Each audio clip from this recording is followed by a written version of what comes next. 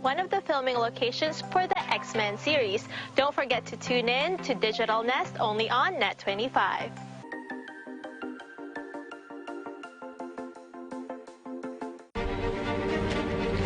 It's time to take one step further and face the impossible. Time to search the unknown and fight for the truth. Time to overcome boundaries and connect the world. It's time for DW News. Accurate and fair reporting.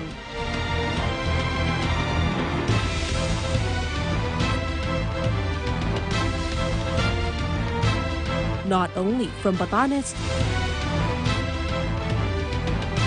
to Tawi-Tawi, but also abroad. Detailed and timely stories relevant to people all over the world. Catch all of these at Net25, your reliable source of news, entertainment, and technology updates.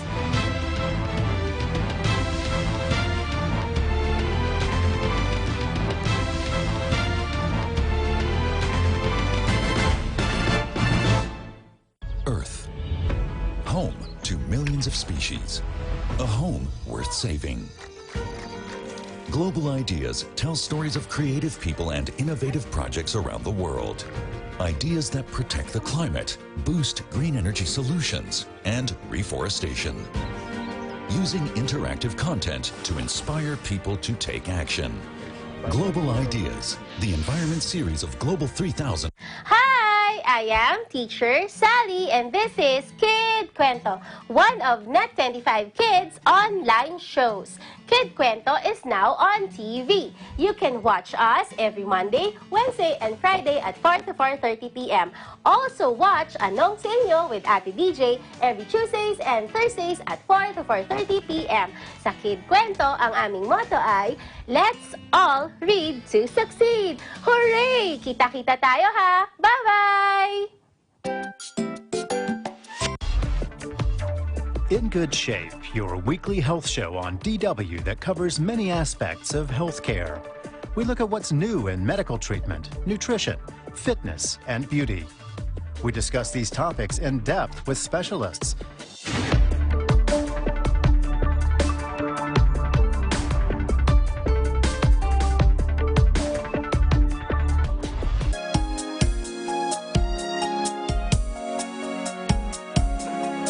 Punta na natin ang Radyo Agila 1062 kasama si Kuya Jen Subarjaga para sa mga ulo ng mga balita. Kuya Jen. Magandang umaga, Kuya Ben. Happy Friday. Ay, talaga naman.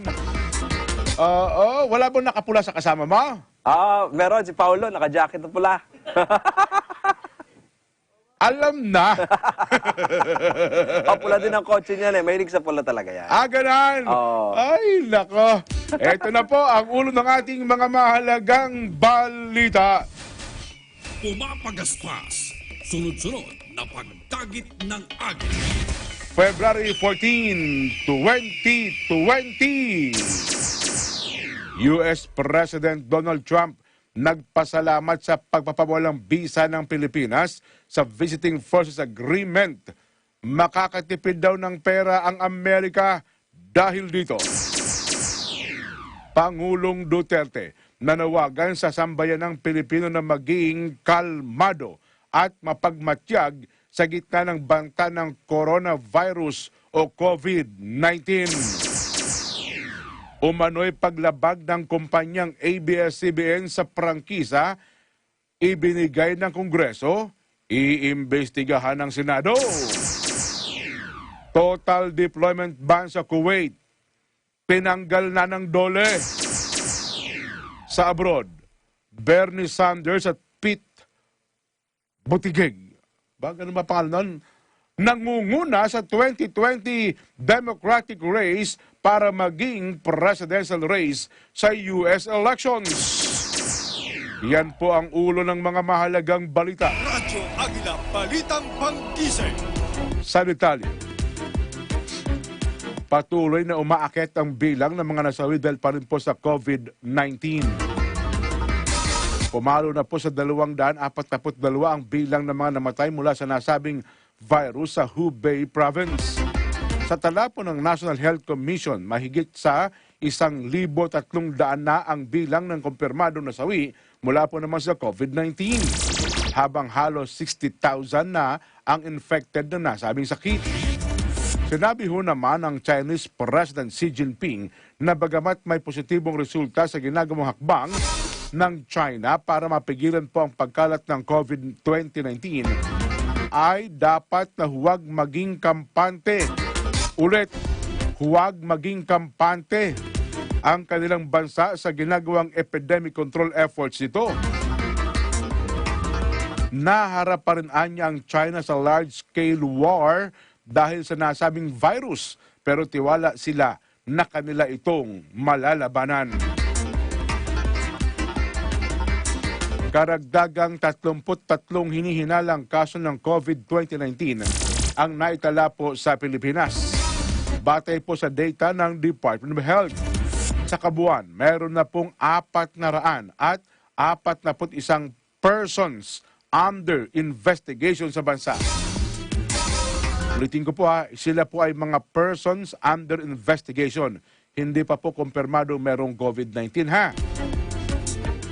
230 sa mga ito ay kasalukuyan naka-admit sa iba't ibang ospital, habang 200 naman 6 ang negatibo ang resulta sa nasabing virus at nakalabas na po ng ospital.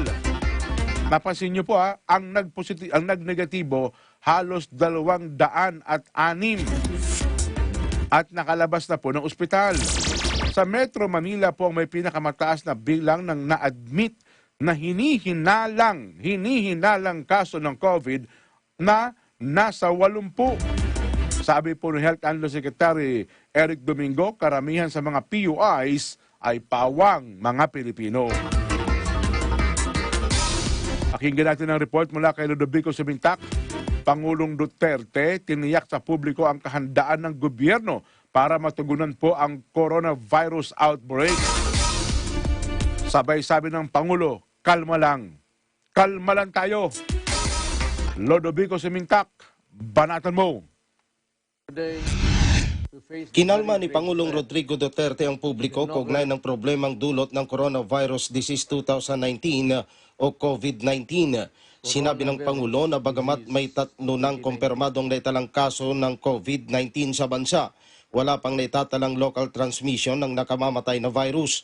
Sinabi ng Pangulo na patuloy na ginagawa ng pamahalaan ang lahat ng paraan sa pangunguna ng Department of Health at iba't ibang ahensya ng gobyerno, katuwang ang World Health Organization o WHO, para masolusyonan ang problema sa Coronavirus Disease 2019. The government, together with the World Health Organization, medical societies, and partners in private sector, is addressing the challenge and preparing for any eventuality. Ayon sa Pangulo, maging ang mga Pilipino na naipit sa mga bansang may kaso ng coronavirus, lalo na sa China, ay handang saklolohan ng gobyerno. Inihayag ng Pangulo na dapat makinig lamang ang publiko sa mga impormasyong nagbumula sa gobyerno upang maiwasan ng iba yung pagkabahala. Umaasa naman ang Pangulo na malalagpasan ng bansa ang panganib na dulot ng coronavirus disease. My fellow Filipinos, I understand that many of you are worried about the world health and the well-being of our loved ones. It is normal to feel anxious, concerned, and even afraid. I call on our people to remain calm, vigilant, responsible, and I also ask your trust and cooperation. Para sa Eagle News, Vic Sumintak, I am one with 25. Mula po naman kay si Madeline Villar Moratillo. WHO iginiit na wala pang matibay na pag-aaral o ebidensya na makapagsasabi kung saan ba talaga nagmula ang coronavirus disease 19. Pakinggan natin ang report mula kay Madeline Villar Moratillo. Mads, banatan mo. Nilinaw ng World Health Organization o WHO na wala pang malinaw na pag-aaral o ebidensya na magsasabi kung saan nga ba talaga nanggaling ang coronavirus disease 19. Ito ang iginiit ni WHO Representative to the Philippines Dr. Rabindra Abesaying kasunod ng iba't ibang espekulasyon sa pinagmulan ng COVID-19. Isa rito ay ang paniki na sinasabing pinagmulan umano ng virus. Maging sa social media, may mga kumalat pang larawan ng mga mukhang Chinese na kumakain ng bat soup o sinabawang paniki. Matatandaan na ang Severe Acute Respiratory Syndrome o SARS na isang uri ng coronavirus at kumitil sa mahigit 700 katao ay mula umano sa civet cat. Habang ang Ebola virus naman sinasabing nagmula umano sa mga paniki at unggoy. Giit ni Abesaying mananatiling theory lamang ang mga ito hanggat hindi napapatunayan ang katotohanan. There is no clear evidence yet. I mean, there are many theories being put forward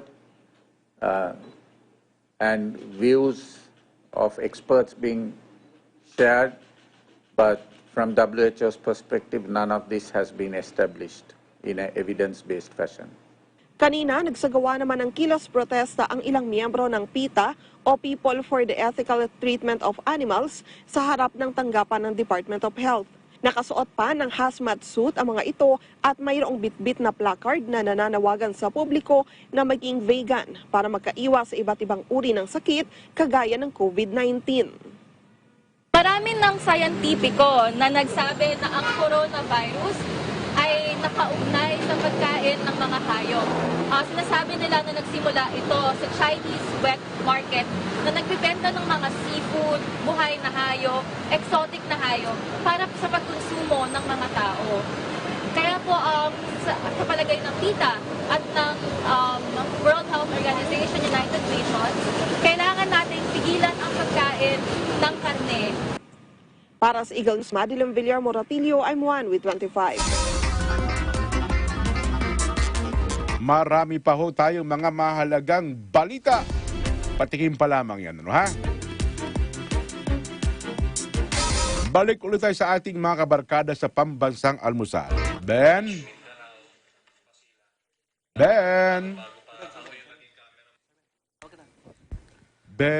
Kuya Jen! Ay! At maraming nagaganap ngayon sa sports, maraming tayong pag-usapan mamaya. Sige, mamaya. Ano ha? Abangan ko yan, ha? Oo. Sige. At sa matapunta natin ang Viewers Corner. Alright, maraming salamat, Kuya Ben. Yes. Para naman sa ating Viewers Corner, pinasinayaan na ni Manila Mayor Isko Moreno ang musical dancing fountain na itinayo sa Bonifacio Shrine. Dinaluhan ito ng ilang opisyal ng Manila City Hall, City Councilors at ni Vice Mayor Hani Lacuna. Tampok ang watawat ng Pilipinas bilang disenyo sa makulay na dancing fountain ng Maynila. Maririnig din dito ang saliw ng mga awiting Pilipino gaya ng Piliin Mo ang Pilipinas. Gabi-gabi na itong makikita sa Maynila na magsisimula tuwing alas 6:30 ng gabi hanggang alas 11:30 at magtatagal lamang ng 15 minuto sa kada oras ng show. Sasalayunin ni Mayor Isko Moreno na mabigyan pa ng ganda at kulay ang Maynila, maging ang kasiyahang may dudulot nito sa mga taga-Manilenyo. Yon, sana all. Oh, sana Pinipili ang Pilipinas tayo, no? Pinili ang Pilipinas, sana all. Uy, sana mapuntahan natin yan. Yun nga Kasi, para naman makita natin yung ganda ng Maynila. Simula naging mayor din si Mayor Isko Moreno, napakarami ng pagbabago at talaga napaganda niya ang Maynila. Dati sabi ng mga netizen pag sinabing Maynila, ay, parang ganito, ganyan. Pero ngayon, pag sinabi mong Maynila, gusto mo nang puntahan. Excited na ang taong pumunta. Lalo na yung libreng wifi dyan sa Bonifacio Shrine. Oo, natry ko na, ang bilis. Natry mo? Nakapunta ka na din? Nakapunta ako, tinry ko ang bilis. Wow, buti ka pa. At sa batala, marami pa po kaming yahain sa inyo. Magbabalik pa po ang Pambansang Almusal.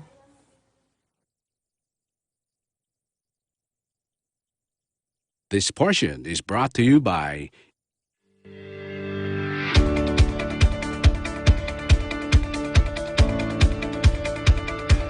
Cable Link. Oh, hi friends! So nice to see you. Oh, it's PJ. Oh no, PJ dropped something. Let's tell her. PJ, PJ, you dropped something. Art! Oh no, I did? Yup, while you were walking. It must have been the candy wrapper that was in my pocket. I'm going to pick that up. That's right, PJ. We have to throw trash in the proper place. Friends, always remember to throw your trash in the trash can. That's right, PJ. Also, always remember to watch Net25 Kids shows only on Net25.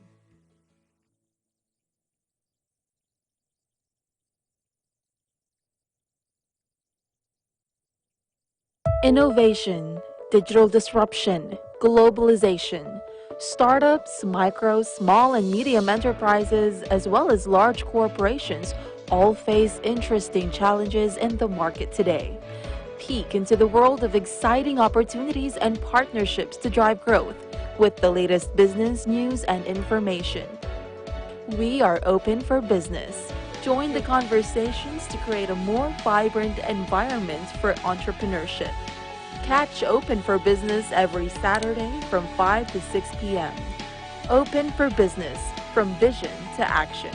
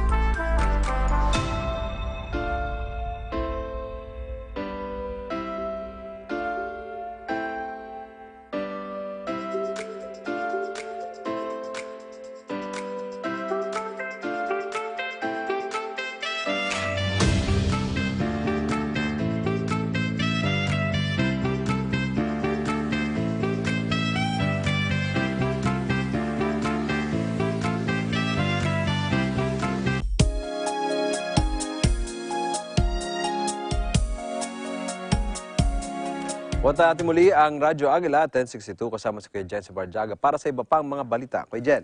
Yes, Kuya Ben, ikalawang hain po ng ating mga mahalagang balita. Tinanggal na po ng DOLE, Department of Labor and Employment, ang deployment ban sa Kuwait.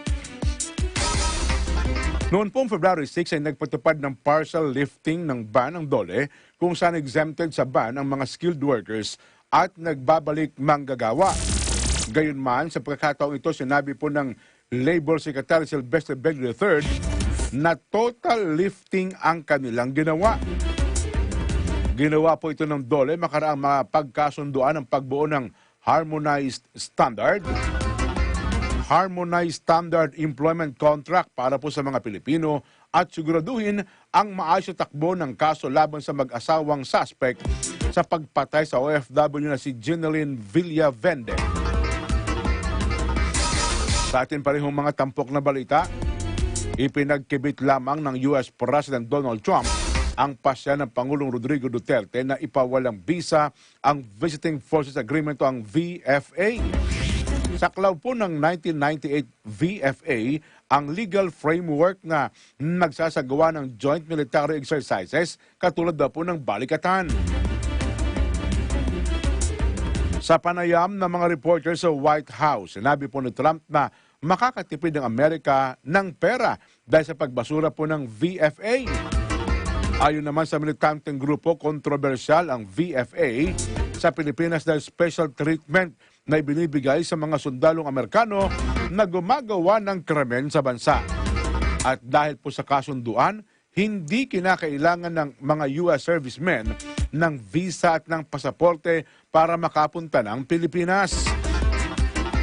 Ilan po namang pabor sa VFA ang nangangamba na posibleng makompromiso mano ang kapasidad ng bansa na depensahan ng Pilipinas ang West Philippine Sea na pinagagawan po ng bansa at ng China.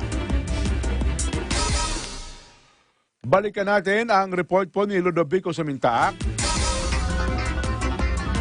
Naniniwala po naman ng palasyo na sang-ayon si US President Donald Trump sa naging desisyon ng Pangulong Rodrigo Duterte na kansilahin na po ang VFA. Aba naman, Ludovico, banatan mo! Naniniwala ang Malacanang na sang-ayon si US President Donald Trump sa naging desisyon ni Pangulong Rodrigo Duterte na pawalang visa ang Visiting Forces Agreement o VFA sa pagitan ng Pilipinas at Amerika. Ito ang sagot ni Presidential Spokesman Salvador Panelo sa naging reaksyon ni Trump na hindi niya iniintindi ang pagpapawalang visa ni Pangulong Duterte sa VFA dahil nakatipid pa ang US ng pera na itinutulong sa Pilipinas. Sinabi ni Panelo na nauunawaan ni Trump ang desisyon ni Pangulong Duterte na basura na ang VFA at hindi na aasa sa Amerika ng tulong sa pagdepensa sa bansa mula sa mga kalaban ng Estado. Ayon kay Panelo, matagal na panahon na pinahina ng Pilipinas ang kakayahang ipagtanggol ang sarili dahil laging nakadepende sa tulong ng ibang bansa. Save a lot of money. Then he's welcome. If he said that, how can we be more populist than the Pope? Maybe he agrees with the position of the President that it is time that we stand on our own resources and defend our country from enemies of the state by ourselves and not rely on the help of other countries. We weaken ourselves if we keep on being parasites to any of the countries. Para sa Eagle News, Vic Samintac, I am one with 25. Samantala, ang Pilipinas naman daw po ay pwede rin magkaroon ng VFA sa ibang bansa, gaya daw po ng Russia. Aba, pakinggan naman natin ang report mula po kay Eden Approve Santos.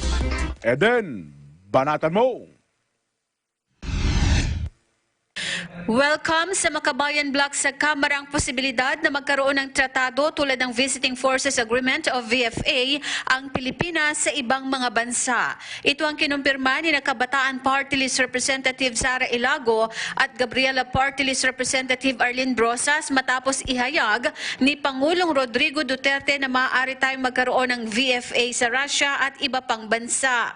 Pero dapat nila ay patas ang papasuking kasunduan ng gobyerno. Ang push natin ay independent foreign policy. Pagka ganun po, makikipag-usap ka ng pantay dun sa ibang mga bansa, no? So, ang sinasabi natin, kung magkakaroon ng tratado, dapat pantay. Pantay ang pakinabang, pantay ang pagtrato, pantay ang ating kasunduan. Sa tingin ko po, nasa soberanya ng Pilipinas ang mag-explore ng iba't ibang mga kasunduan para palakasin yung kanyang pagtatanggol ng pambansang soberanya. Pero ang sa atin lang, dapat naka-based yan sa mutual respect and benefits. Dapat parte yan ng kabuang plano para sa independent foreign policy. At hindi po katulad ngayon na tayo ay subservient doon lang sa dictates ng ibang mga bansa na mas malalaki sa atin. Gayunman, duda pa rin si Brosa sa sinseridad ni Pangulong Duterte na ibasura ang Visiting Forces Agreement sa pagitan ng Pilipinas at Amerika. Actually, magiging totoo lang kung mawawala talaga yung troops, yung facilities, magiging makatotohanan tayo na nagto-terminate tayo ng mga kasunduan na yan kapag mangyari yon. And we are challenging the administration to that. Para sa Eagle News, Eden Santos, I am one with 25. Sa atin pa rin pong mga pangunahing balita, mga paglabag ng kumpanyang ABS-CBN sa prangkisa na ibinigay daw po ng Kongreso, iimbestigahan ng Senado. Report mula kay Mean Corbera. Meng, banat pa. Iimbestigahan na ng Senado ang mga umano'y paglabag ng kumpanyang ABS-CBN sa prangkisang ibinigay ng Kongreso. Sa kanyang inihaing Senate Resolution number 322, nais ipasilip ni Senator Grace Poe ang mga alegasyon na umano'y hindi pagbabayad ng tamang buwis ng kumpanya batay sa co-warranto case na isinampa ng Office of Solicitor General sa Supreme Court. Sa kanyang resolusyon, iginiit ni Poe na may karapatan ang Senado na busisiin ang paratang dahil isa sila sa mga nagbigay ng prangkisa sa network. Sa batas niya, maaring baguhin, amyendahan o ibasura ng Senado ang prangkisa batay sa public interest. Pero babala ni Senator Ping Lacson, maaring paglabag ito sa subjudice rule lalo't pinagkokomento na ng Supreme Court ang kumpanya. Ang issue niyang tatalakayin sa investigasyon ng Senado ay nakapaloob na sa reklamo ng Solgen sa Korte Suprema. Sabi ni Lacson, dapat muna itong ikonsulta sa mga kapwa mambabatas sa pamamagitan ng isang caucus. Si Senador Sherwin Gatchalian, pabor na paimbestigahan ng reklamo laban sa kumpanya. Pero hindi niya ito nangangahulugan na mapapalawig o agad mabibigyan ng panibagong prangkisa ang TV network. Dahil itong gagawin ng oversight hearing, hindi ibig sabihin ma-approve yung franchise dahil manggagaling pa yan sa Kongreso eh. So kahit magkaroon kami ng oversight, kung ano man ang lalabas doon sa oversight na yun, it doesn't mean ma-approve yung franchise. No? Because in this particular case, ang franchise mag-uumpisa yan sa Kongreso at aakyat sa Senado. It could be a venue to clear things up. No? Gaya ni Senator Franklin Drilon, iginiit ni Gatchalian na hindi na maaaring mag-operate ang kumpanya kapag nag-expire ang kanilang prangkisa sa March 30.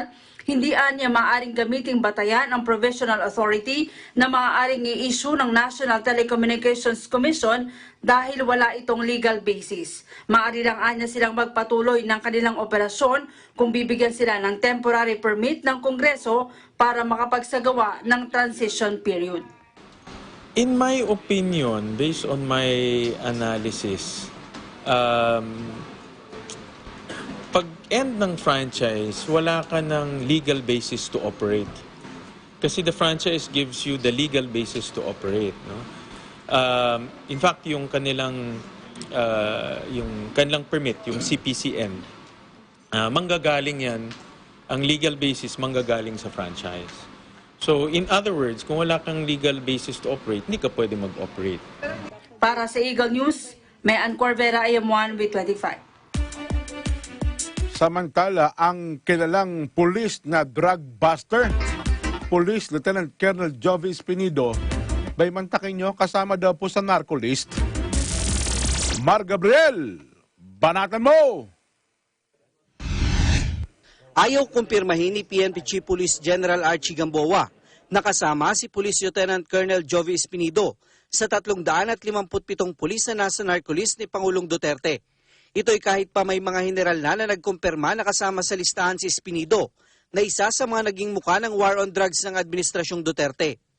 Git ni Gamboa, sumasailalim pa sa masusing investigasyon at beripikasyon ng mga pulis, kaya hindi tamang ilabas ang pangalan ng mga ito. Nakiusap naman ako, diba? Nakiusap ako na huwag na sana nating tingnan yung mga personalities and you know the intention. I feel insulted.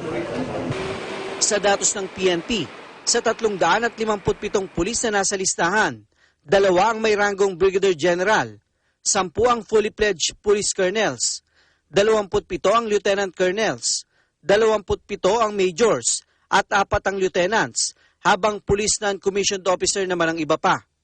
Pero base sa impormasyon na nakuha ng Eagle News, matagal nang na-cleared sa listahan ng 2 general. Ito nga raw ang dahilan kaya sila na-promote bilang mga general. Aminado naman si Gamboa na may mga pulis na nasa listahan na cleared na noon pang panahon ni PNP Chief Bato de la Rosa. So, all of these things are considered. Yung mga dati na na-evaluate, actually may mga ganyan na cases. Kaya nga ayoko magsalita about the 357 in detail, lalo na when we touch on personalities, no? Because it's a very complex process. Samantala, sa pagtatapos ng deadline ni Gamboa, hindi na nadagdagan pa ang 15 pulis na nagsumite ng kanilang optional retirement matapos mapasama ang pangalan sa listahan. Para sa Eagle News, Mar Gabriel, IM1 with 25. Hindi kami namumulitika.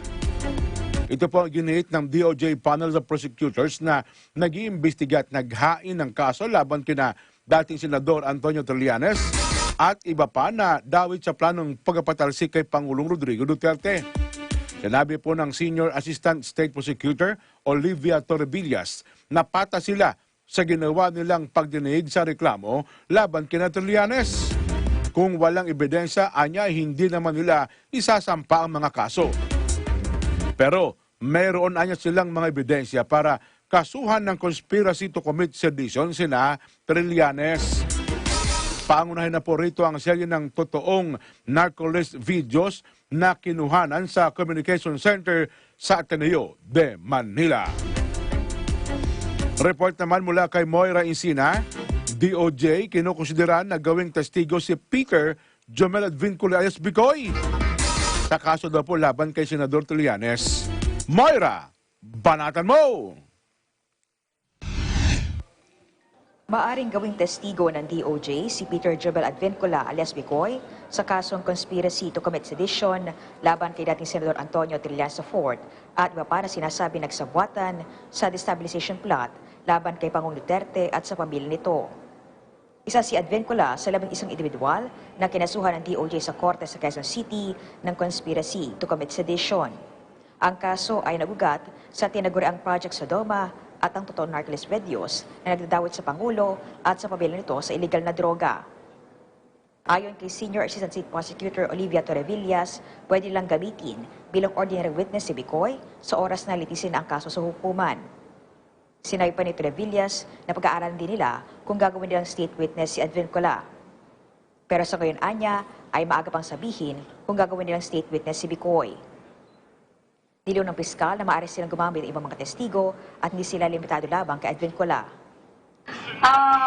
Remember that this case was filed by the CIDG by utilizing Bicoy as its witness. So, we will evaluate all the evidence submitted during the preliminary investigation. And again, we are not precluded from utilizing other evidence which might come out after the preliminary investigation. So, pwede pa po kaming mag-entertain. Like, may makuha pa pong mga ibang witnesses na po pwede pong mag-corroborate. Pwede po namin yan gamitin sa court. Pwede pa po. Halimbawa, meron pong lumabas na kasama pala ni Bicoy during the production of the videos or the planning itself. So, we are not precluded from utilizing them as our witnesses. Sa resolusyon ng DOJ panel of prosecutors, sinabi na may mga ebidensya ng kapatunay na mayroong grand conspiracy sa mga akusado para lumikha ng pagkagalit laban kay Pangulong Duterte at sa pamilya nito. Isa na rito ang produksyon at paglathala sa internet ng mga Bicoy videos. Samantala, binigyan din ng panel of prosecutors na naging patas sila sa pag-imbestiga sa kaso. Iginit pa ni Torrevillas na isinampa nila ang kaso laban kay Trillanes dahil sa mayroon silang ebidensya laban dito at hindi dahil sa politika. We are only doing our job. If there is evidence, we will file. Kung wala po, wala po. Kaya nga sabi ko po dun sa mga respondents, kasi you see, mga high profile po ito. If there is no evidence against you, do not worry. The panel is fair. The department is fair. Wala po. Wala pong ebidensya, wala. Hindi po kami namumulitika. Fair po ang department. Para sa Eagle News, Maureen Sinay, 125. Baka pupunta ho pala kayo ng Embahada ng Amerika sa Lunes at saka yung mga affiliated offices po nito. Sarado po sila sa Lunes dahil po sa tinatawag na President's Day. Holiday po sa Amerika, kaya pati yung mga embahada, sarado rin po, ha? Balikan natin ang ating mga kabarkada sa Pambansang Almusal. Ben? Salamat Kuya Jen at balikan ka namin maya-maya lamang. At samantala, puntahan naman natin ang Viewers Corner kasama si Erlo at siyempre ang pinakamagandang babae na kasama natin ngayon, diba? Walang iba, sino ba? Ayan na, kasama na ni Erlo, si Kenny. Alright, maraming salamat, Sir Ben. Sa pinaka-pogi din. Isa sa pinaka-poging host. Ayun. Siya, ito, aga-aga natin eh. Okay, ikaw na, Erlo. Ayan, 29 na PNP Foundation Day, ginunita ng PNP Misamis Occidental. May detalye si Iga News Correspondent Dia Marmi Basar. Ginulita ng Misamis Occidental Provincial Police ang 29th Foundation Day ng Philippine National Police sa Camp Lucas Naranjo, Lower Lamac, Oroquieta City. Ang pag-alaala sa pagkakatatag ng PNP ay sinabay sa flag raising ceremony kung saan ang naging panauhing pandangal at tagapagsalita ay si Department of Interior and Local Government Provincial Director Pablio Benitez. Ayon kay Benitez, dapat itaguyod ng bawat pulis ang adhikaing pambayan at maglingkod na may integridad at katapatan. Ginawaran ng parangal sa nasabing okasyon ng mga outstanding PNP officers at non-commissioned officers. Mula rito sa Oroquieta City, para sa Eagle News, Dia Maribazar, I'm 1 with 25. Ayun, isang malaking saludo sa mga PNP personnel natin dyan sa Misamis. Inspirasyon yan. Oo. Diba? Lalo na doon sa mga baguhang pulis na dapat talaga yung pagtupad nila sa tungkulin nila, ibigay nila yung buong kanilang makakaya. Diba? Correct. At samantala, marami pa po kaming hain sa inyo. Magbabalik pa po ang Pambansang Almusal.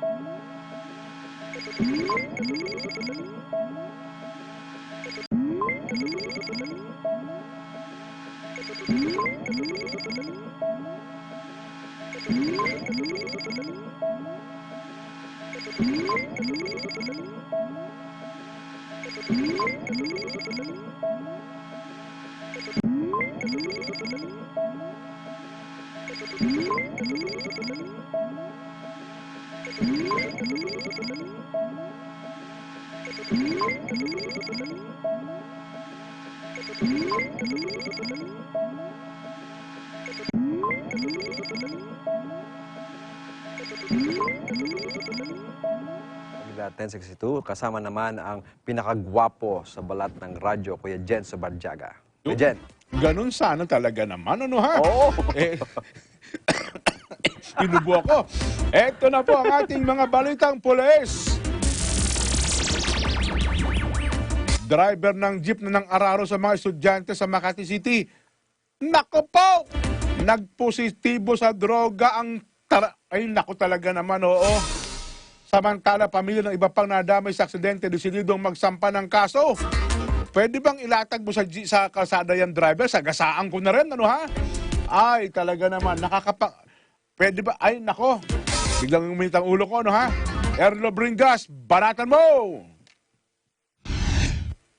Isang araw matapos ang nangyaring aksidente sa isang pedestrian lane sa Makati City noong Miyerkules ng gabi, kung saan ikinamatay ng 13 taong gulang na si Jules Villapando na ikinasugat naman ng 7 ding estudyante.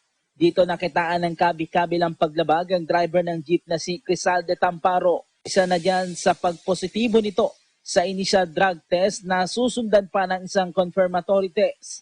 Ayon kay Makati City Police Chief Rogelio Simon Jr., naging paiba-iba na ang naging pahayag ng driver at tila laging nakatulala ito. Wala ding dalang driver's license ang driver noong oras na nangyari ang aksidente. Yes, titingnan natin yung kanyang prangkisa kung meron, yung papel ng kanyang jeep, yung kanyang ORCR, yung kanyang driver's license. Lahat titingnan natin. Basta lahat ng concerning dito sa jeep saka dun sa driver ay kailangan titingnan natin. Naman ang driver, di na kumagat ang kanyang preno kaya hindi na niya nagawang maiwasan ang mga nasa pedestrian lane. Humingi naman ng tawad ang driver sa nangyari sa lahat ng pamilya nang nadamay sa aksidente. May pumara po sa akin. Sinakay ko po.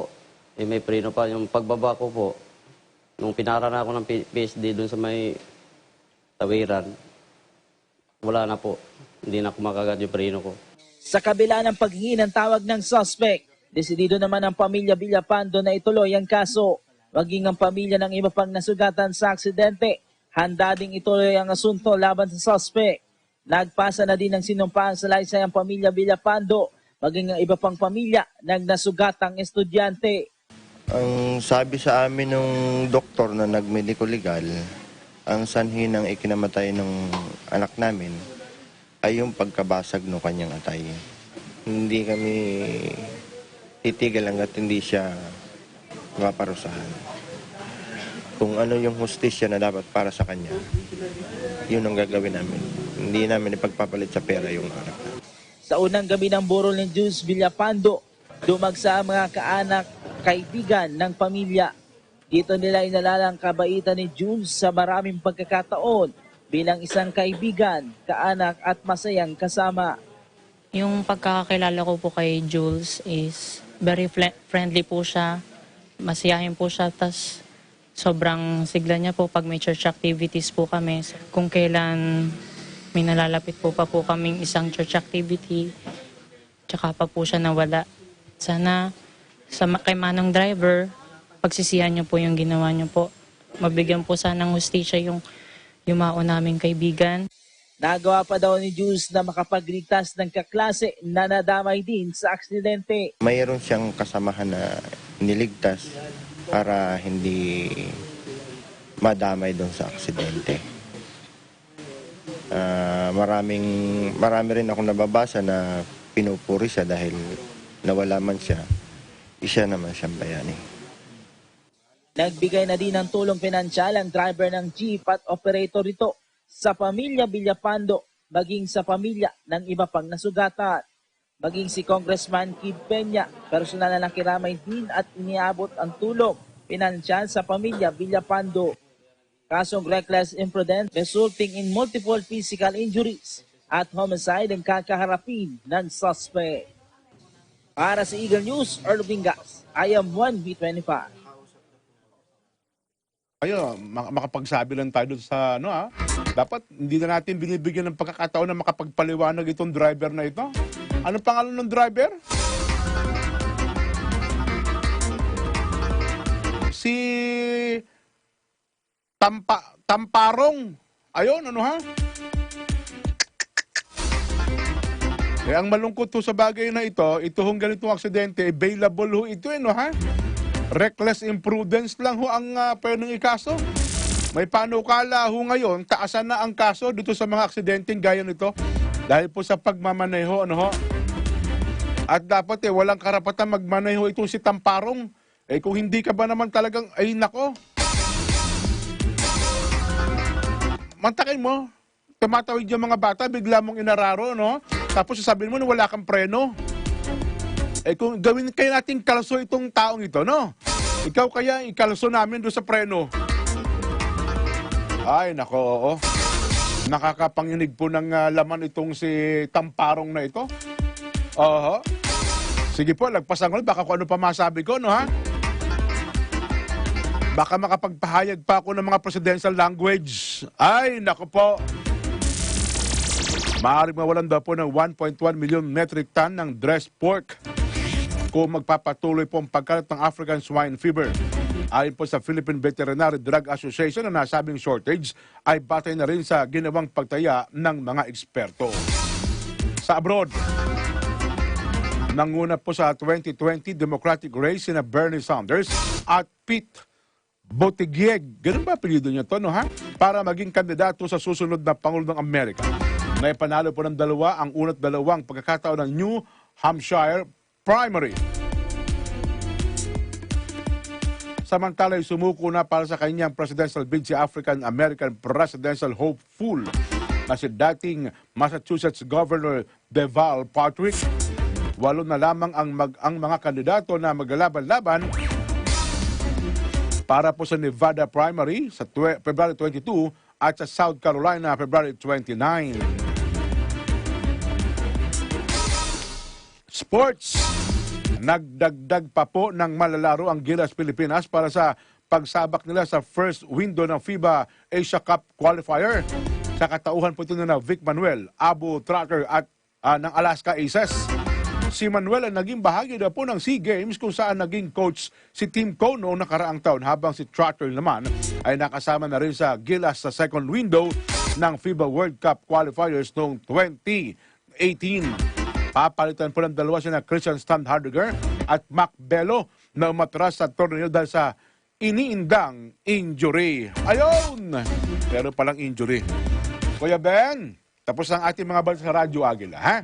Yes, Kuya Jen. At, Anong latest? Oo, ang daming mga sporting events like UAP, NCAA, medyo sinuspende muna ang mga... Dahil sa COVID-19, ano? Oo, until further notice. Oo. Tapos, yung mga Gilas update din, yung window FIBA Asia qualifiers, ang laban ng Pilipinas laban sa Thailand at Indonesia ay pinospone din. Ayun. Oo, so patuloy pa rin naman ang kanilang ensayo, subalit yung kanilang nalalapit na laban ay sinuspende muna. Ayun. So until further notice. Tama na rin yun, makapag-practice na matagal-tagal, ano? Oo. Diba? Yan ang nagiging problema natin lagi. Kaunti yung panahon para makapag-practice yung mga manlalaro natin, eh. Oo. Konting update lang kay Greg Slaughter. Nag-post siya sa kanyang Twitter account na... tuloy ba yung palitan? Ay, wala siyang natanggap na offer mula sa Barangay Ginebra. Kaya ganun din ang kanyang at di rin niya alam na merong trade na magaganap. Ayun. So, siguro, kaya medyo, alam mo na, bilang tao, ay may konting... magdaramdam talaga, magdaramdam din. Oo. So, naalala ko yung sinabi ni Coach Pidu dyan, eh. Pagka yan natuloy, baka maapektuhan ng commissioner. Sabi naman ni Coach Timcon ay gagawa daw niya ng paraan na si Greg ay manatili sa kupunan. Ayun. Pero sino ba nagpalabas ng balita na yan? Parang wala lang kung saan, eh. Oo. Alam mo naman, basta may butin, may mga, syempre, mga insider tayo dyan na basta may labas ka lang kagad ang kung balita na hindi man lang confirm, di ba? At least si Greg ay nagsalita na sa issue na yan.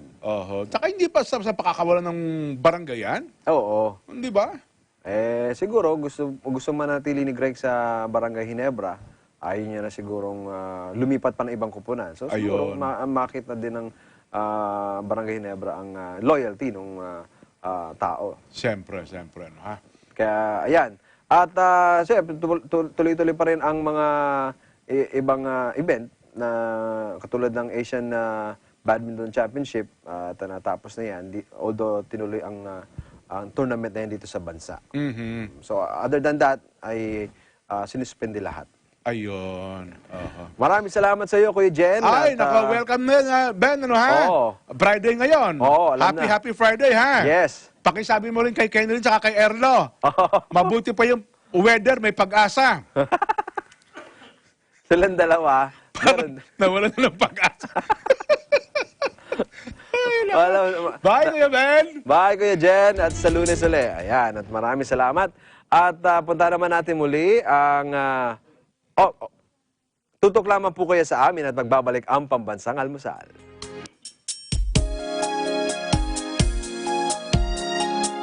Kat and Ken say that we should take care of our body to be healthy. Here are some of the ways that we should do to keep ourselves healthy. We should always eat healthy food. Remember that there are sometimes food and all the time food. All the time food are those we can eat any time of the day. We can eat them in different meals like during breakfast, lunch, or dinner. Sometimes food are those that we can eat once a day, once a week, or just sometimes. Eating too much sometimes food may make us sick. We should always exercise. We should get enough sleep. Remember that young kids should have 10 to 12 hours of sleep every night. We should also drink 8 to 10 glasses of water or more if the weather is too hot. If you get sick, you should rest well and don't take medicine without adults' or doctor's permission. We should also keep our environment clean. Having a clean environment will keep us from getting sick.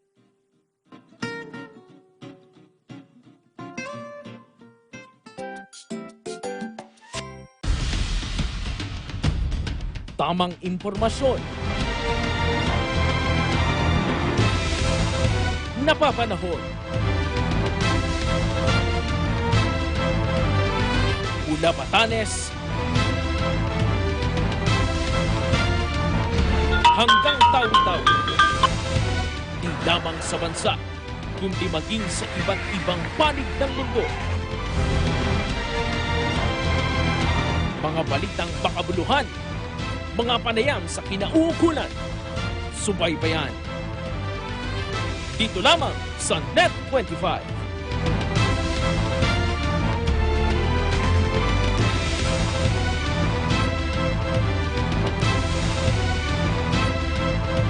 News, entertainment, technology.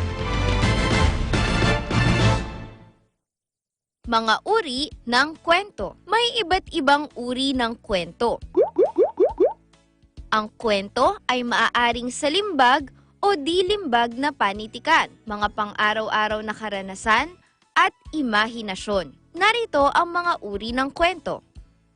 Pabula ang tawag sa kwento na ang lahat o ang pangunahing tauhan ay mga hayop na may katangiang pantao. Kadalasan, may aral na hatid ang pabula. Ang alamat naman ay kwento ng mga pinagmulan ng iba't ibang bagay, lugar o pangyayari. Ang kwentong bayan ay nagsasalaysay ng buhay, pag-ibig at pakikipagsapalaran ng tauhan sa isang di kapani-paniwalang sitwasyon at lugar. Madalas din na ito ay mga kwentong naipasa mula pa sa mga ninuno at matatanda. Parabola ang tawag sa mga kwento na hango sa Biblia o banal na kasulatan. Ang epiko ay mahabang tulang pasalaysay na maaaring awitin. Mga uri ng kwento.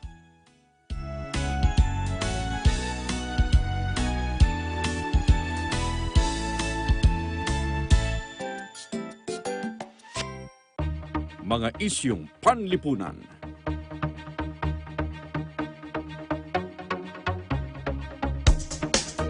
Mga isyung pampolitika.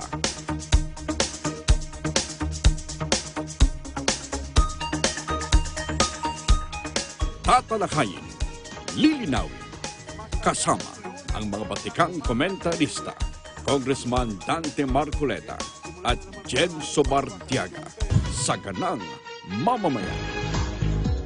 Lunes hanggang Biyernes, alas 8 hanggang alas 9 ng umaga.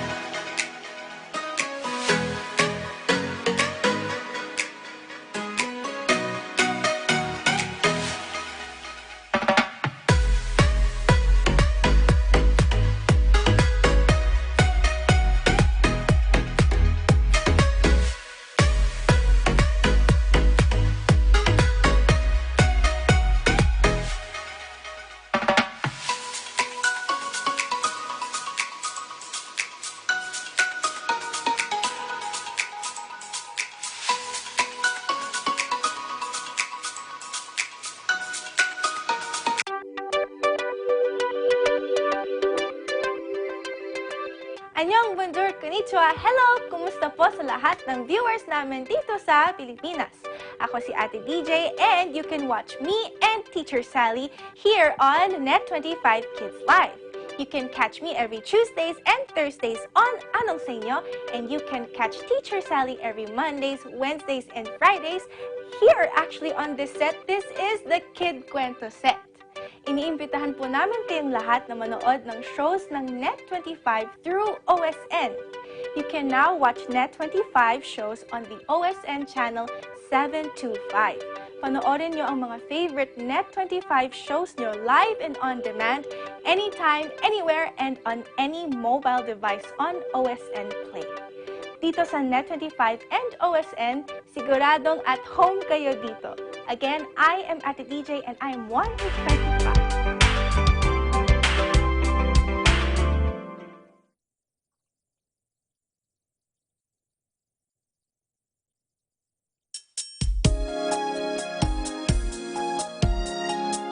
Nagbabalik po ang Pambansang Almusal. At para naman sa ating pangkalusugan at makasama natin ngayong umaga si Dr. Chris Fisher, isang chiropractic doctor, ating resident chiropractic doctor sa ating Pambansang, para to talk about more on spine health and other workplace injury. So, what are repetitive motion injuries? Yan po ang ating pag-uusapan ngayon at mga iba pang mga related injuries na nakukuha natin sa trabaho. Good morning, Dr. Chris. Welcome back again to the program. Great to be here. So, let's talk about some of the common problems that an employee that they get from repetitive work, like sitting on a chair, doing computer work. Can you share some of the repetitive motion injuries that most of us, we tend to experience when we work? Yeah. So there's a lot of different things that can cause repetitive motion trauma. Things like factory workers that might be doing fine-tuning or turning screws, things like that. Basically, repetitive motion injuries are anything that you continuously do most of the day. So some of those could be even sitting at a keyboard and typing all day long. Yes. And that's considered repetitive motion. Anything that does that can start causing some problems down here with the carpal tunnel, the shoulder, maybe even the neck. A cashier all day, using the scanner can again be a repetitive motion type of trauma. All right, so for our cameramen who mostly lift a big broadcast camera, the heavy objects, and our editors who most of the day do their editing on computer, so they sit and stay on with the keyboard and use the computer 8 hours a day. Yep, and I see a lot of editing and things like that with even laptops, and so they're not set ergonomically, and we'll talk a little bit about that today. The common problem that we encounter is the carpal tunnel syndrome. Yes. So this is common for many of us to use computer and laptops every day for a longer period of time. How does it build up, or how can you get that problem? Yes, absolutely. So basically, the carpal tunnel is right down in through here in the wrist. There's the carpal bones here, and then the median nerve, or the nerve that comes down from the neck, comes down into the hand and the fingers. So anything that compromises this area is going to really be considered carpal tunnel. So if you're doing any type of repetitive motion, things that causes the buildup here of the wrist, and then also inflammation and swelling, that can cause the carpal tunnel. Well, some of the symptoms most common are the numbness and tingling in your fingers. Okay. Yeah. So from that, it also, when you go up, you have the shoulder and the upper back. And up into the neck, yes. And frequently what I see is when someone's starting to get carpal tunnel, it's not just here, it's going to be things coming up to the elbow, to the shoulders, up into the neck. And frequently, a lot of my patients that come in with carpal tunnel syndrome, they've been to doctors and things, they want to do surgery, and a lot of times with chiropractic care, adjusting the neck, all the way down to the carpal tunnel area, we can get that taken care of without surgery. Okay. So do you have, I'm sure earlier we were talking about that you're going to show an example of what does the repetitive motion problems does in your neck and back problems. So. Yes, absolutely.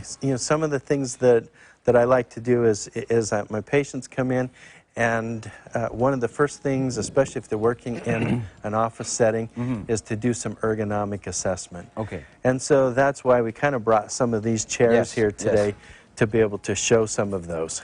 Okay, so here are some of the examples that we have of the chairs. So this is the kind of chairs that we see in the offices. Right. This is our chair that we use. Yep. These are a lot of common office chairs. A lot of us will sit at our tables at the kitchen and things like that with chairs like this. They cause all kinds of problems with not getting you aligned ergonomically. One of the things that I like here, I'll kind of show this chair, is this one actually has like the lumbar support. And so that supports that curve down into the low back. You can see even on this one, it has a little bit, but not very much of the lumbar support.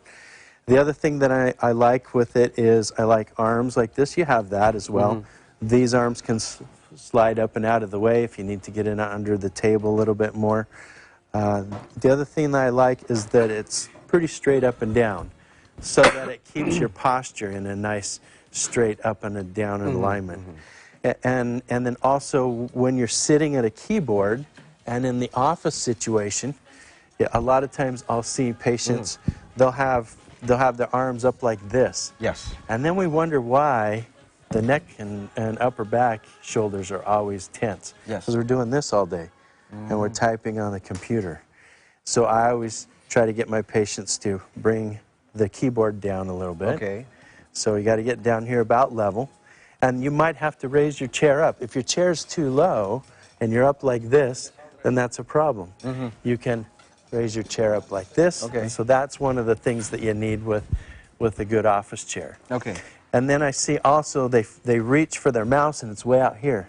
Get it back here so that you're not always using this every day long. And then your monitor you want to have just at about eye level. Okay. So that you're not looking up or down too much. I see. All right, so you brought a weight here, the example. And so the human head weighs about 10 pounds or about 4.5 kilos. Okay. And if you're out of position when you're working, that's about like holding this here. So I'm going to have you hold these out like this. So that's 2 kilos. We're going to add another 2, and we're not quite done yet. Whoop. Well, we just got rid of a little bit of the weight there, but there's about the weight of the head, the average human adult head. Okay. So now, Ben, hold this out like this for me. And is it very easy to do that? No. No. And if I keep talking here for very long, pretty soon you're going to have a lot of tension up in here in the shoulders. And so what we really tried to do with some of the office ergonomics and everything is to pull that weight right back up and over. So if I turn you to the side here just a little bit, what we want to do in an office setting is to have right over the ear, come right down through the shoulder here, right down through the hips here, and have this at about a 90-degree angle here. So when we do that, that pulls this weight, or the head weight, back in over this. Yeah. So now it's a lot easier to hold it there than it is way out in front of you. That's right.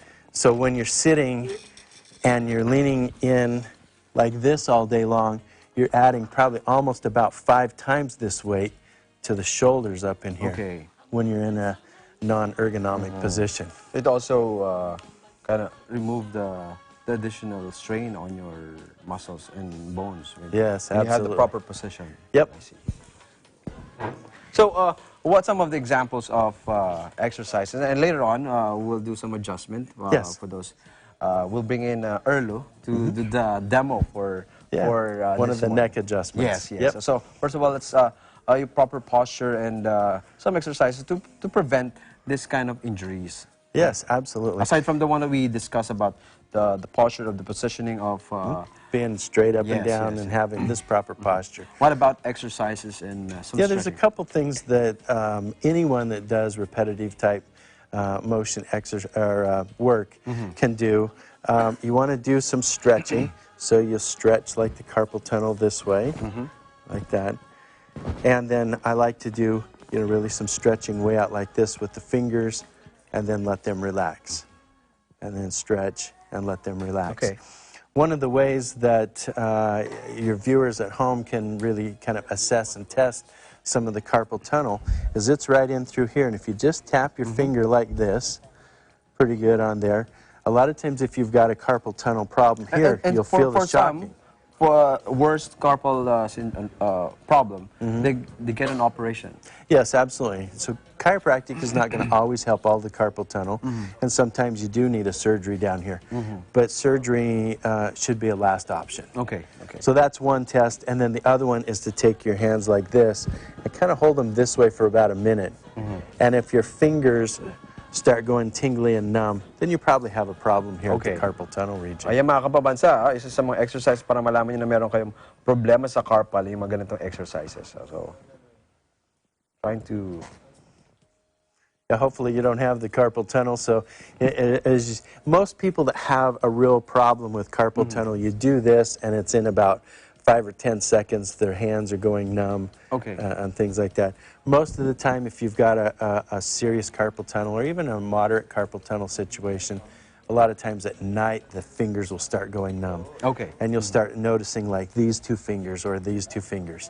That is the nerve that's coming up from the neck. Okay. So those are some of the stretching exercises that we can do while at work. Yeah, at any time. Yeah, even when you're at the traffic lights and anytime you really start getting those problems in your hands, do those stretching exercises. Okay.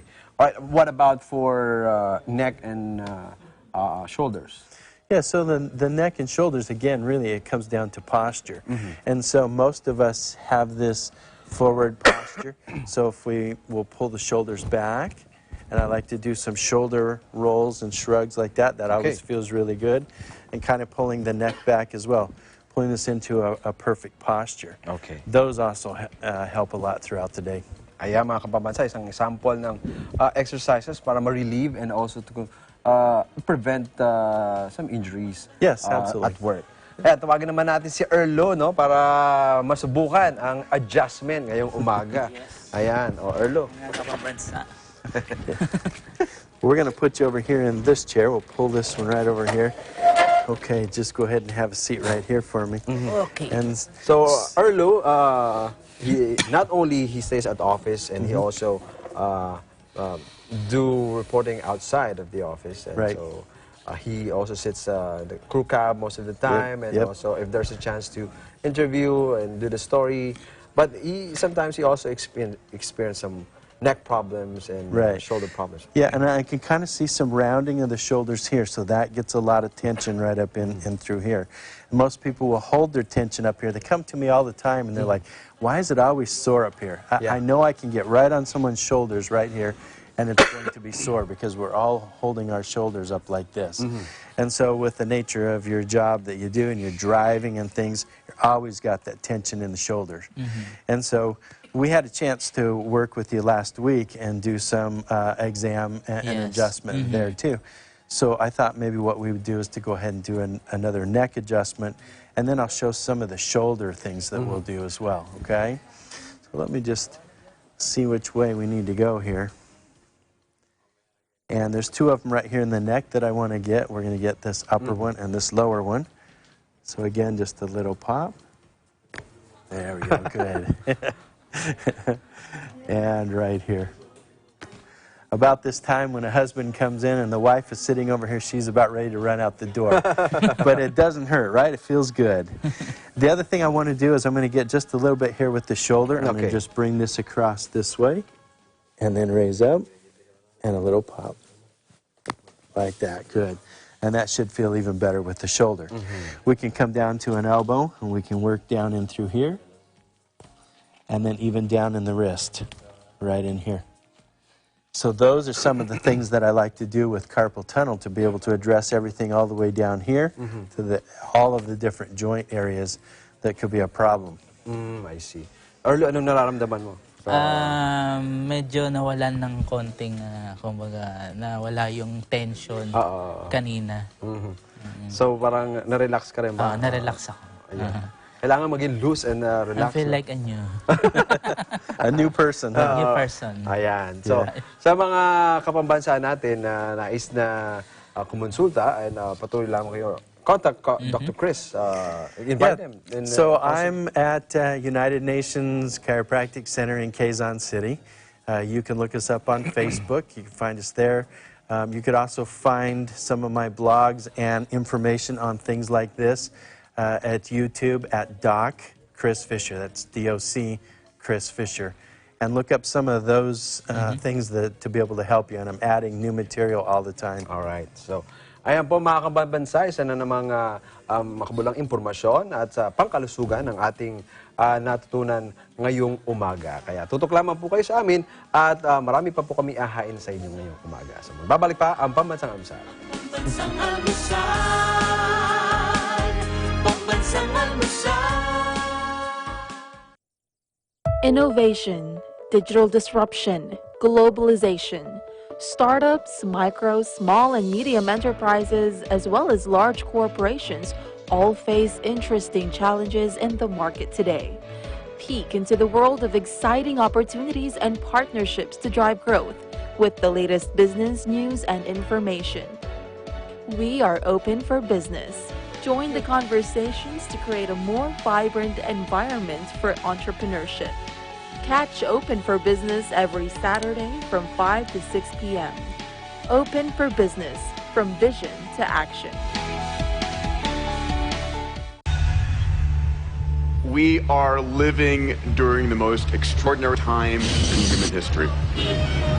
All transport will go fully electric. Es wird eine völlig neue Mobilität geben, meine Damen und Herren.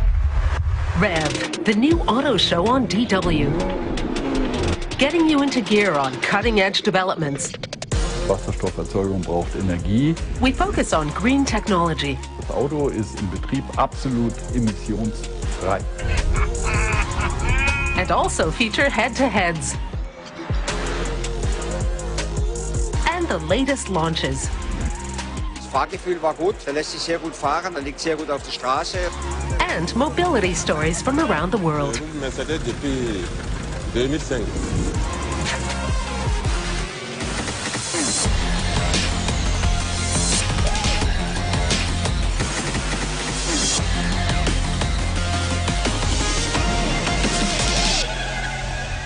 Pangarap mo bang makapagsulat ng sarili mong kwento? Pangarap mo ba na maging direktor ng isang pelikula? O pangarap mo na maging isang artista? Let's make it real! Sali na sa aming workshops. Scriptwriting, directing, and acting. Ipakita ang talento sa gagawing guerrilla filmmaking at magkaroon ng pagkakataong manalo sa ating awards night. Kasama ang internationally acclaimed director, Direk Carlo Ortega Cuevas. ABC Films, Make It Real. Malapit na!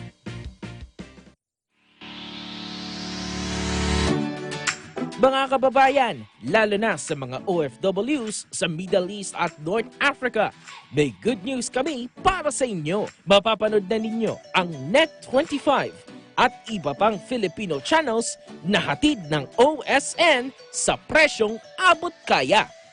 Libre ng box at installation, walang admin fees at no extra charges. Saktong entertainment na sakto lang sa budget mo. Bumisita na sa pinakamalapit na OSN store o dealer. And subscribe now!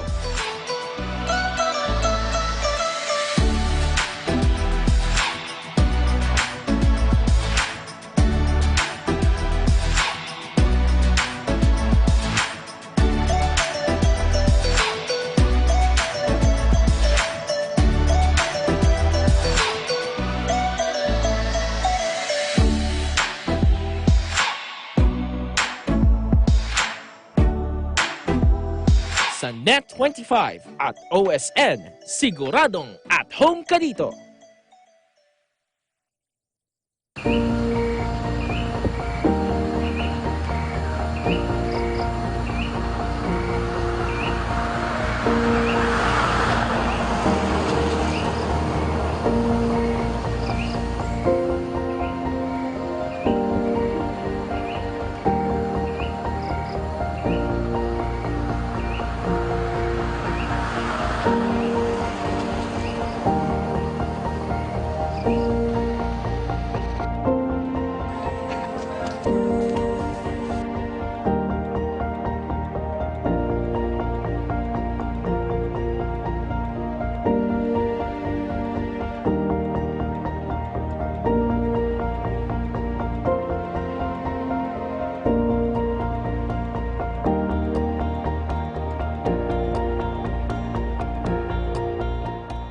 May iba't ibang klase ng museo.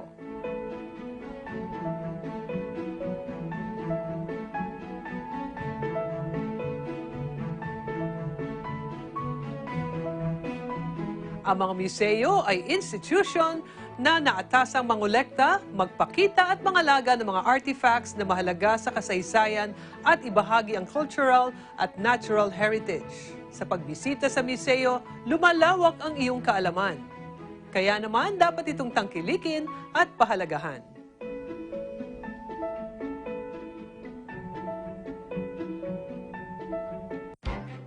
Events happen around us all the time, in our community, in our country, around the world.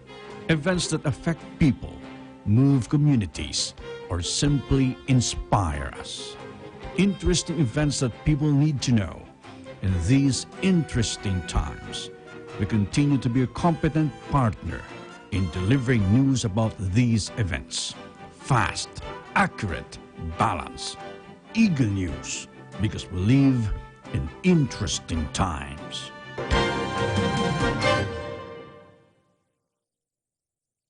Hi, I am Teacher Sally and this is Kid Kwento, one of Net25 Kids' online shows. Kid Kwento is now on TV. You can watch us every Monday, Wednesday, and Friday at 4 to 4:30 p.m. Also watch Anong Sa Inyo with Ate DJ every Tuesdays and Thursdays at 4 to 4:30 p.m. Sa Kid Kwento, ang aming motto ay, Let's all read to succeed! Hooray! Kita-kita tayo ha! Bye-bye!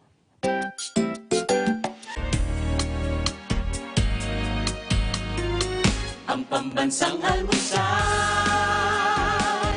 Pambansang Almusal.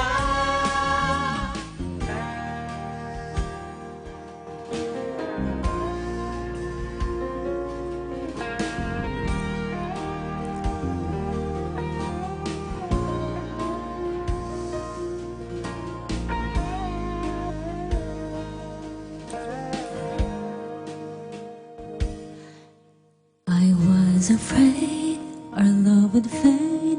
I couldn't give my heart.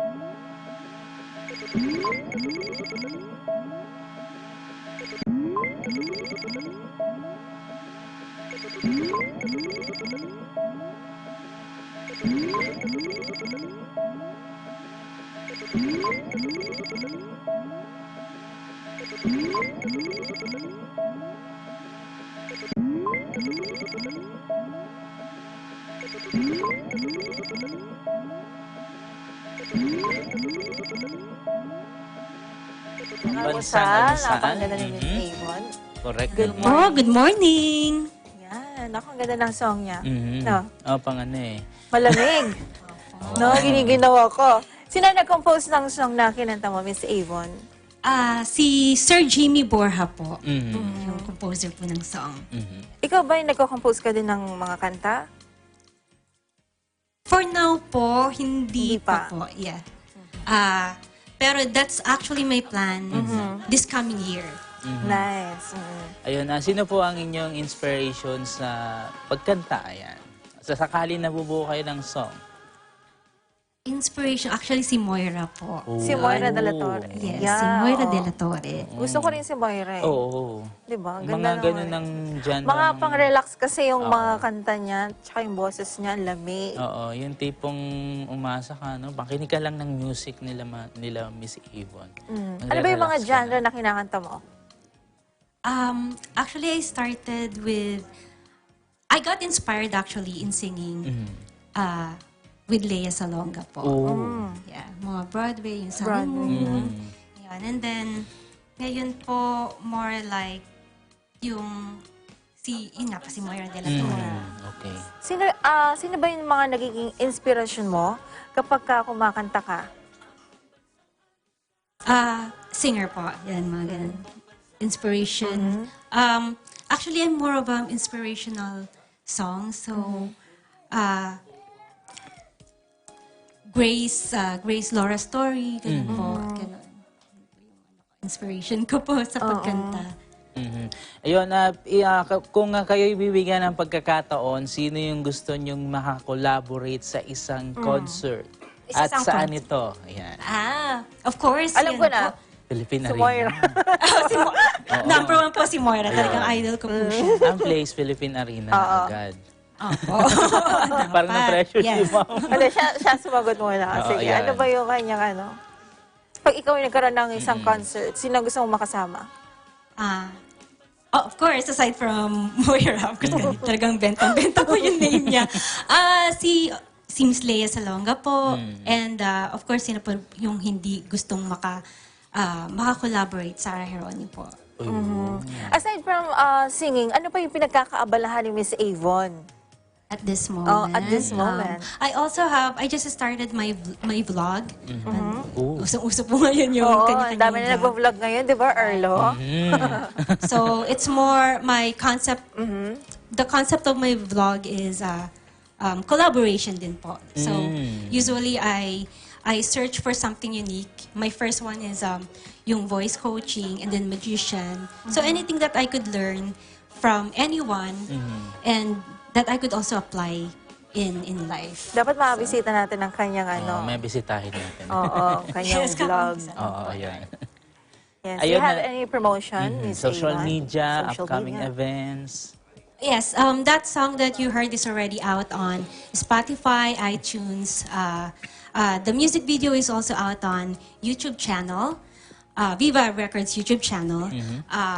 Also have my vlog that just two episodes that was already released. It's Avon Rosales YouTube channel. And meron pong collaboration with other artists actually. It's called Starry Night at Laguna Resort po. So it's a music festival, art festival, anything under the sun that we could do in that place po. Yan. It's gonna be on February 29 and March 1st. Okay. Ayun. At dahil nasabi niya kanina ang favorite nga si Moira, pwede ba namin marinig yung sample ng isang sample. Moira de la Torre na version ni Miss Avon? Ayan. Sabi nila, balang araw darating ang iyong tanging hinihiling. Pangako sa'yo na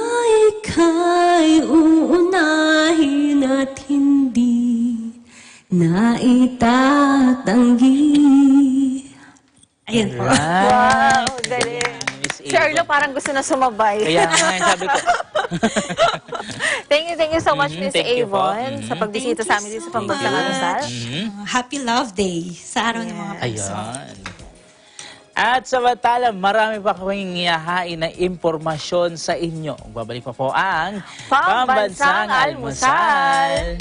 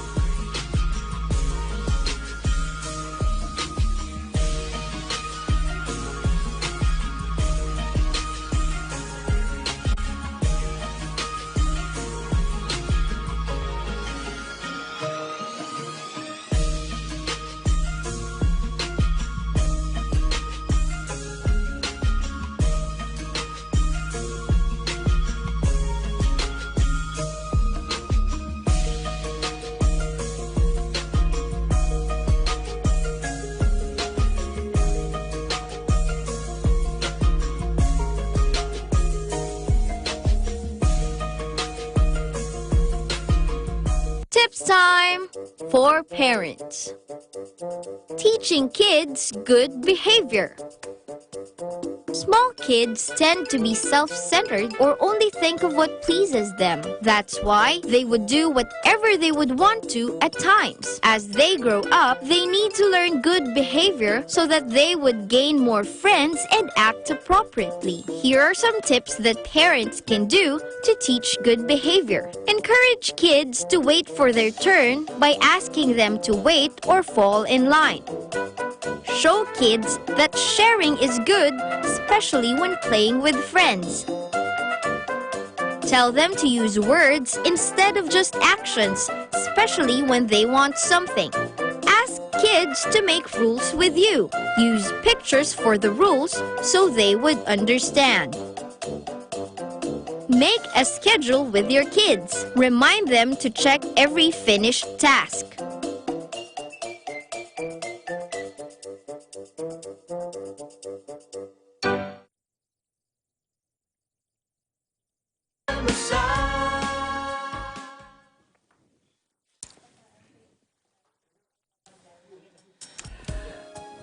Tinanggalan ng Department of Labor and Employment ang deployment ban sa Kuwait. Noong February 6 ay nagpatupad na ng partial lifting ng ban ang DOLE kung saan exempted sa ban ang mga skilled workers at nagbabalik na manggagawa. Gayunman, sa pagkakataong ito, sinabi ni Labor Secretary Silvestre Bello III na total lifting na ang kanilang ginawa. Ginawa ito ng DOLE makaraang mapagkasunduan ang pagbuo ng Harmonized Standard Employment Contract para sa mga Pilipino at siguraduhin ang maayos na takbo ng kaso laban sa mag-asawang suspect sa pagpatay sa OFW na si Jenlyn Villavende. Okay, ayan. Ayun na sana, ay maraming natuwa na mga OFWs natin. Because makakabalik na sila kung sakasakali doon sa pinagkatrabahuan nila. Siyempre, mahirap din silang mawalan ng trabaho, di ba? So, magandang balita yan para sa ating mga kababayang OFW. Ayan. At sa iba pa nating mga balita, dinagdagan ng Department of Transportation Technical Working Group ang Riders Cap ng motorcycle hailing firm na angkas. Sinabi ni DOTR-TWG Chairman Antonio Gardiola na aabot na sa 20,000 ang papayagang angkas riders sa Metro Manila. Ayon kay Gardiola, hindi kasi naabot ng Move It at Joyride ang itinakdang rider quota. Sa huling datos sa Metro Manila, umabot ang angkas sa 20,000 riders habang 15,000 sa Joyride at 6,836 sa Move It. Dahil dito, magsasagawa ng redistribution kung saan pupunan ng mga nakahandang angkas rider ang kulang na bilang nito.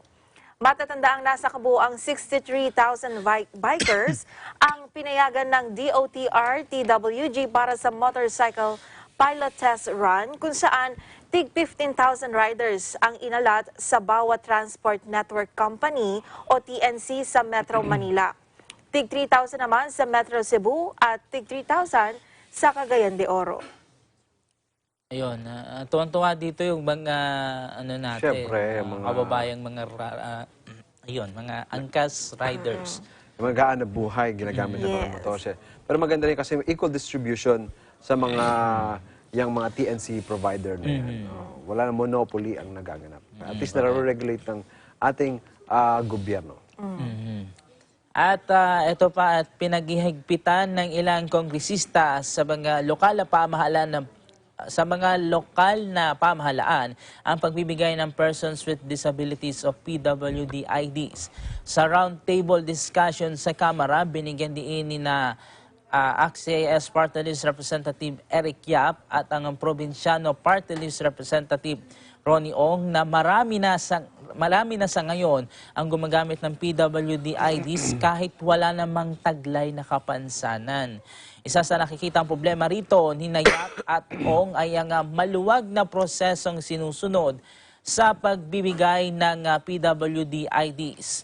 Ayon kay Ong, may ilang mga doktor na nagbibigay ng peking medical abstract na nakakalusot naman sa pagsusuri ng mga lokal na pamahalaan.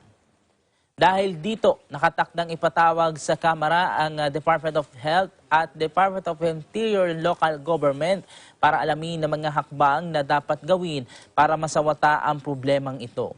Yun. Sana ma-regulate maigi.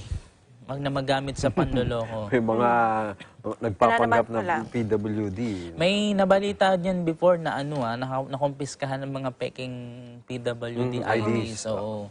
Hindi ko na sabihin yung place, alam na nila yun. Oo. Kailangan dapat ay doon talaga sa ating mga kababayan na may na dapat nakakatanggap ng mga benepisyo ng PWD IDs. Huwag yung mga mapagpanggap lamang. Yun. Ayan po, mga kapabansa, magbabalik po kami, tutok lamang kayo sa amin.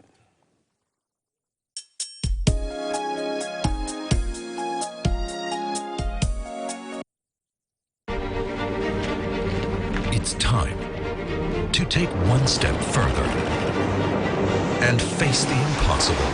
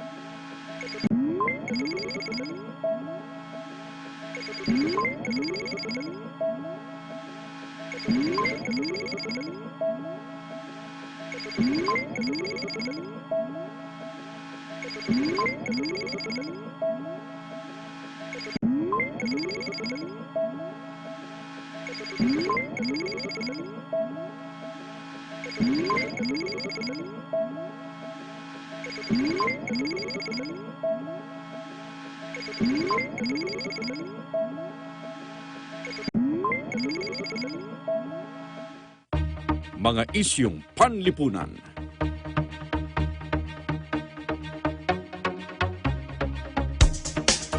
Mga isyung pampolitika.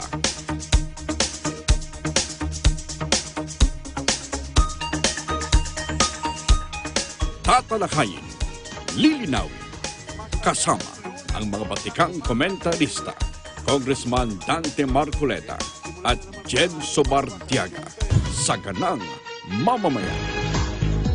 Lunes hanggang Biyernes, alas 8 hanggang alas 9 ng umaga. Ang Pambansang Almusal. Alright. Ayan, ako bilis ang oras, no? Friday ngayon. Friday na ngayon. Payday. Naku, ang dami nating pwedeng gawin dahil weekend na. Bonding sa pamilya, no? Pero paalala, huwag maging one-day millionaire. Yun nga, di ba, kanina? May 15 days ka pa na pagkasyahin ng budget. Sa bahay, kuryente, pa sa lahat. dapat maging tayo, Oo. matalino sa pagbabudget. Tama, kasi ang hirap nung pagka malapit na yung payday, wala ka na talaga, no? Yung Kumbaga- tinatawag na peligro petsa. Petsa de peligro. Petsa de peligro pala. Oo. Yun. Kaya dapat maging wise spender tayo pagdating sa ating mga sweldo. Medyo onting lang tayo, promote lang natin. Ang, syempre, NEU Alumni Association Grand Job Fair. Yun. Yan. At abangan po ninyo yan. Ay gaganapin yan sa this month. Next week. So, iimbitahan din natin si Attorney Randy Escolanco ng NEU Alumni Association, siyang presidente, para talk about the Grand Job Fair. Talagang makatulong sa ating mga kapambansa na naghahanap ng trabaho. Ayan. Isang magandang inisyatibo ng NEU Alumni Association. Yun. At yun na. Pasalamat na tayo. Ayan. Happy viewing sa ating mga kapambansa na nakatutok sa ating sa Facebook Live. Maraming salamat po. At sa ating mga kapambansa dyan sa Santa Rosa, sa lokal ng Aplaya, happy viewing po sa inyong lahat. Sa aking may bahay na sa Ami at ang aking anak na si Asi na nag-aanda papasok sa eskwelahan. Ayan. At trabaho. At gayon din, ang aking mga pamangkin, si Asha, si Aina, aking tita na galing sa Thailand na nagbabakasyon ngayon, si Tita Glenda, at ang aking mga pinsans, Jerlyn at Cindy. Ayan. Welcome sa atin dito sa Pilipinas. Ito, paalala muna tayo, no? Ito, sarado ang tanggapan ng US Embassy sa Maynila sa Lunes, February 17. Sa abiso ng embahada, wala mo ng transaksyon sa embahada sa Roas Boulevard at affiliated offices nito sa naturang petsa. Ito'y dahil guginitain sa Lunes ang President's Day na isang American holiday. Pinayuhan ng publiko na may nakatakdang transaksyon sa US Embassy na wag na lamang muna magtungo doon sa Lunes. Sa Martes, February 18 ay muling magre-resume ang normal na operasyon sa embahada. Ayun. At syempre, pasalamat din tayo sa mga nanonood dyan si Brother Jeffrey Dengmasen at ang kanyang pamilya dyan po sa kanyang lugar. At binabati ko rin po si Lola Lourdes Ringa sa Ascubil, Caloocan City, Tita Jennifer Tuason, Tito Ricardo Tuason sa Isabang, Quezon at sa lahat po ng mga pamilya ko na nanonood po today. Happy Friday at happy weekend na rin. Ayan. At ayan na nga, maraming salamat sa Wella Metal Corporation, manufacturer of quality metal, wooden, vinyl, aluminum mattress foam, and upholstered sala set located at Bunsuran First, Pandi, Bulacan. At happy viewing dyan sa Pandi, Bulacan, kila Kashan at kila Diche Ersi. Yun. At siyempre, promote natin ng Make It Real, At ang, siyempre, kung mga gusto maging direktor at maging artista, yan ang isa sa mga nilaunch ang EBC Films. Gusto nyo maging kasama namin, alam nyo na. Punta lamang po kayo sa aming website para sa iba pang detalye. Siyempre, pangunahan niya ng award-winning director natin si Direk Carlo Ortega.